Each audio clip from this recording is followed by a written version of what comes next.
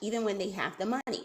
By the end of this video, you are going to understand that reason and implement it into your own business. So let's get into it. If you run a business that depends on equipment, and that's almost every business when you really think about it, right? Then how do you pay for that equipment is one of the biggest financial decisions you will ever make. I am talking about restaurant owners who need ovens, walk-in coolers, fryers, point of sale systems. I am talking about contractors who need trucks, trailers, equipment, machinery.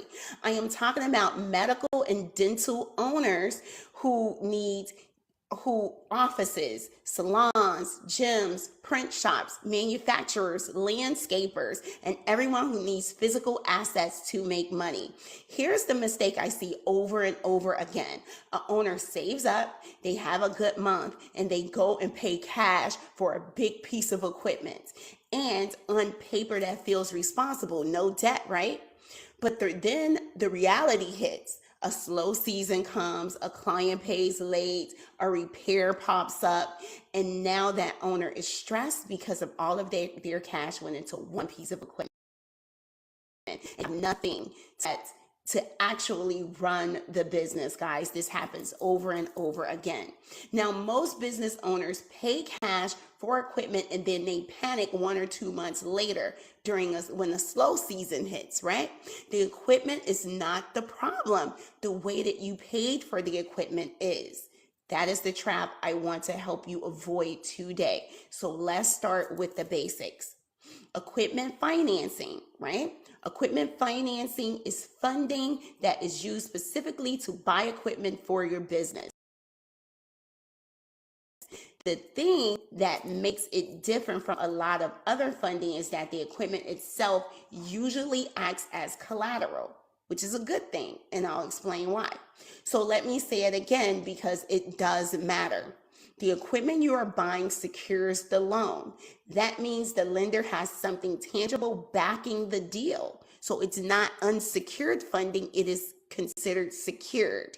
And because the lender has that security, equipment financing is often easier to qualify for than unsecured funding, and the rates can be more reasonable. Isn't that exciting?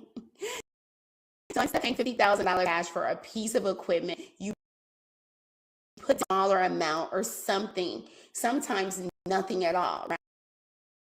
And you make predictable monthly payments over a set term while the equipment is already in your shop making money. And the money that it's making is generating enough income to pay the loan that you secured. That is the whole idea. The equipment pays for itself while you keep your cash. If you already know your piece of equipment or you want to see how much you would actually qualify for and not guess, click the link below this video and book your free 15-minute call. The link is in the description or right below this video, okay? Now, let's talk about how it actually by step. You can get a truck. You can get that truck. 1 second. You can get that truck, your oven, rig you need to keep your cash in the bank. Here's exactly how financing works. So let me say it again. You can get the truck, the oven, the piece of equipment, the rig that you need and keep your cash in the bank at the same time. Here's exactly how equipment financing works. So step 1, understand as equipment, right? That's anything with a serial number attached. This is broader than people think. Equipment financing can cover vehicles, machinery, kitchen equipment, medical and dental equipment, computers and technology, manufacturing equipment, salon and spa equipment, gym equipment, and a lot more, okay? Anything that appreciates or depreciates over time and have a serial number attached to it. If it is a physical asset your business uses to operate or generate revenue, there is a good chance it can be financed. Step 2, know the difference between new and used equipment. You can finance both, guys. New equipment is often easier to finance and can come with better terms because the lenders knows exactly what the asset is worth, how long it should last. And used equipment can absolutely be financed too, right? In good condition. There are companies that specialize in this. So, but the lender is going to look more closely at the age, the condition, the resale value. If you are buying it used, guys, so be prepared for that, to show what the equipment is, how old it is, and what it is actually worth. So if you need equipment to run, grow, scale your business, but the price tag will wipe your entire banking account out, and I'm going to walk you through it step by step. So step 3, understand the numbers that drives the approval. When a lender looks at the equipment financing request, they are weighing a few main things, guys. Your time in business, the longer you have been operating, the stronger you look, right? Your business revenue. Lenders want to see that your business is actually bringing in capital, that it actually brings in money, and that it can comfortably handle the loan and the payment. Your personal credit, right, guys? This is what is why I'm talking about financing, where other types can be heavily weighed on your personal credit. Equipment financing is not. So your personal credit, right? Yes, it does still matter, especially if you're newer in business, right? But here's the good news. Because the equipment secures the loan, like I mentioned before, your credit does not have to be perfect, okay? You can have a credit score as low as 500, 550. I've done it. We've done it. Okay. All right. So I've seen owners with less than perfect credit get approved for equipment because the asset itself carries weight in the deal.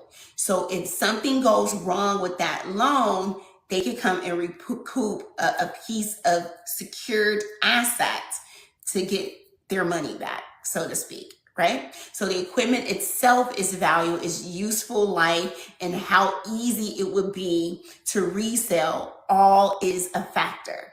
So if you put it all together, you start to understand that this is one more accessible types of funding that a lot of business owners are unaware of. So I am here to put you on notice, okay? And if you're still sitting there and you're thinking, I am not sure how my business numbers look, will lenders actually approve me for this, and what the fundability call is actually for. That is what the fundability call is actually for. So click the link below this video, book your free 15-minute call. Let's see your fundability. Let's see how much you qualify for. So rather than paying cash for a piece of equipment, you can pay a portion of that and have your new equipment generate income for you.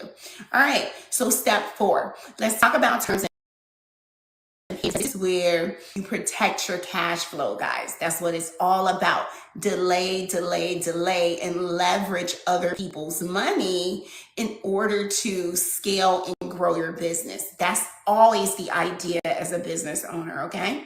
Equipment financing usually runs over a set term, often somewhere between 2 and 7 years, guys, depending on the equipment and the lender itself. The great news is I have access to multiple lenders, so we can get and check out multiple terms and funding and what's available to you, not just one. That's the beauty of it, okay? So the longer the term, the lower the monthly payment, of course, but the more total interest you pay over time.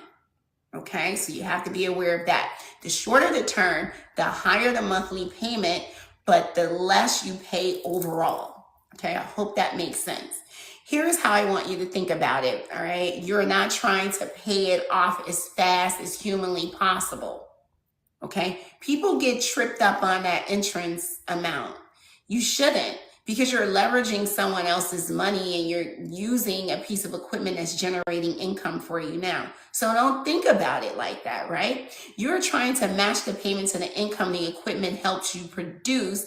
If a piece of equipment is going to help you bring in money every single month, then a monthly payment that you can comfortably cover out of the income is a smart trade, okay? Look at it like that. You can keep your cash, the equipment earns, and you pay it down with the revenue it helps you generate. Okay, now that is leverage. Okay? That is how businesses scale without choking themselves and finding themselves in a situation where they have to close their doors. Step 5, the tax angle most owners overlook. I am not your accountant. I am not a licensed accountant. So don't take any of this as legal, financial, or tax advice at all. I'm just here for informational purposes only. All right. Should have said that up front. But, sometimes you just have to say that, okay?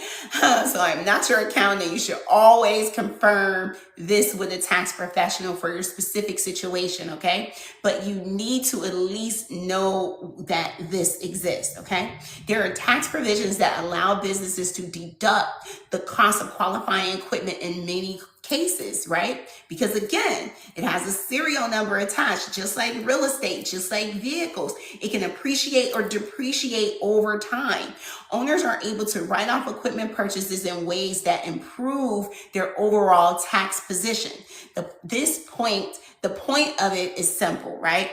Financing equipment is not just about preserving cash today. It also have a real impact at tax time.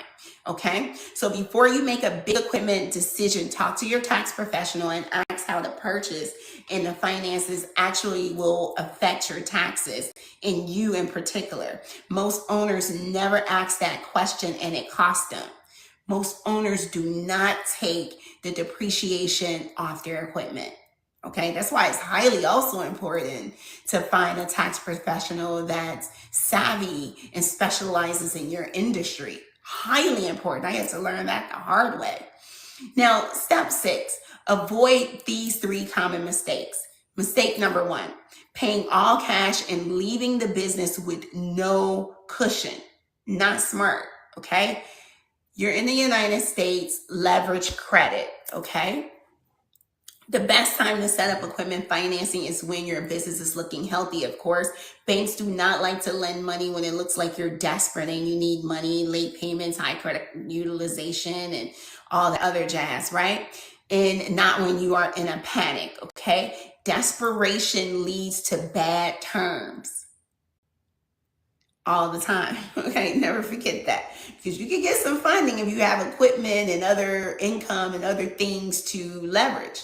You can get some funding, but if your business and your finances aren't in a healthy state, it can lead to desperation and you having to get worse terms than you would have normally. But again, that's why I have multiple lenders, over 48 plus, and we can find the best term for your situation. So click the link below and book your call.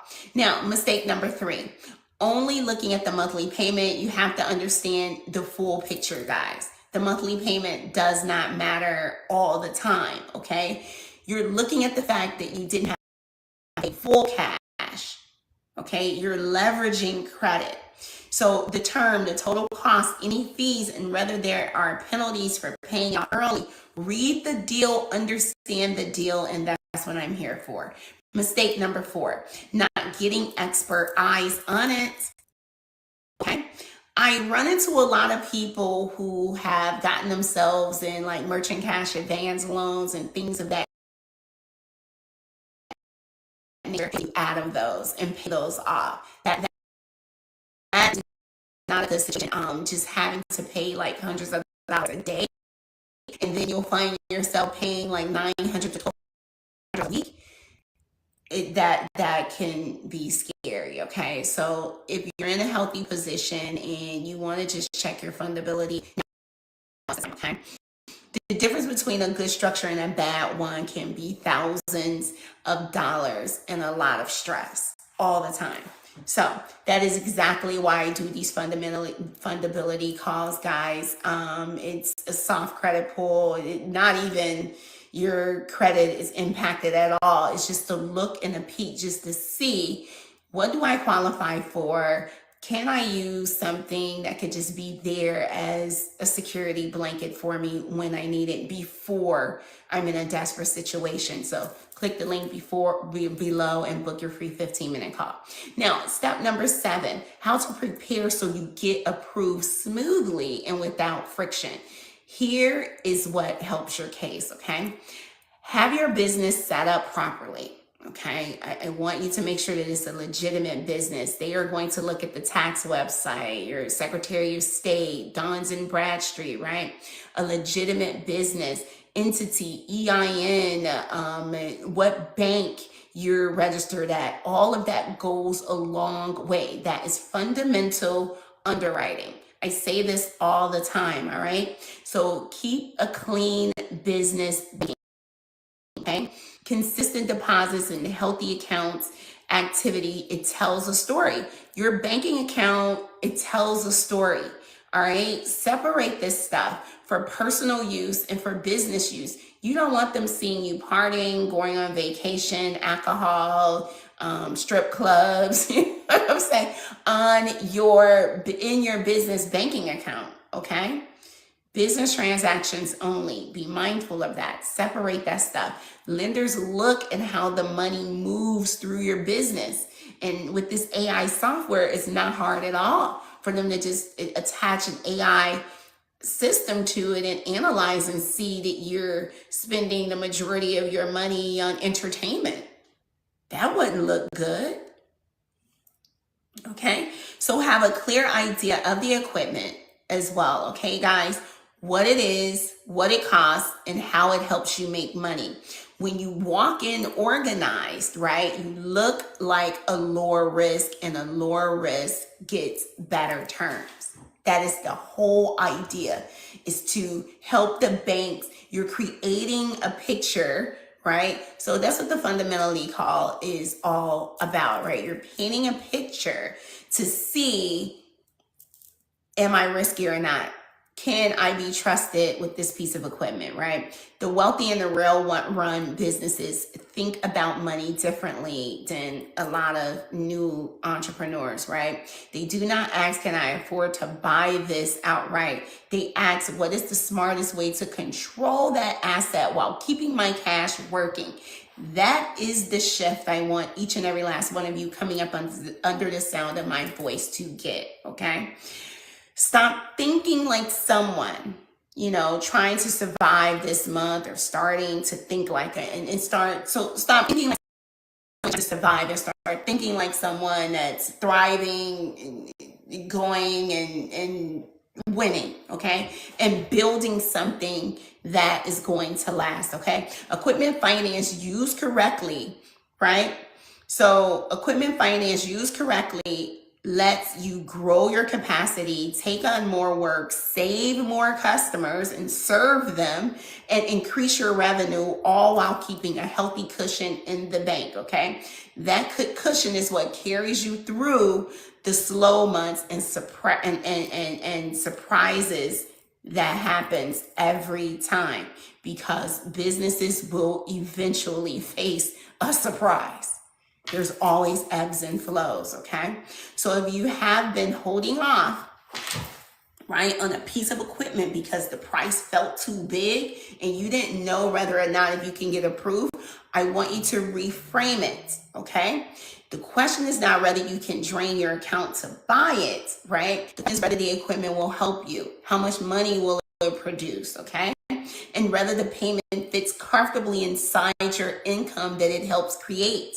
Okay, if the answer to that is yes, you have a path. All right, here is what I want you to do next, right? If you need a piece of equipment or even thinking about it in the next few months, do not make this decision alone, right? Click the link below this video. Let's see exactly how much do you qualify for. Is it something that is affordable, that will allow you to grow, scale, and be thriving in your business? The link is right below this video. Thank you so very much for your time. Subscribe to my channel. I love what I do. I'm always happy to help. Be amazing, be great. Let's get funded.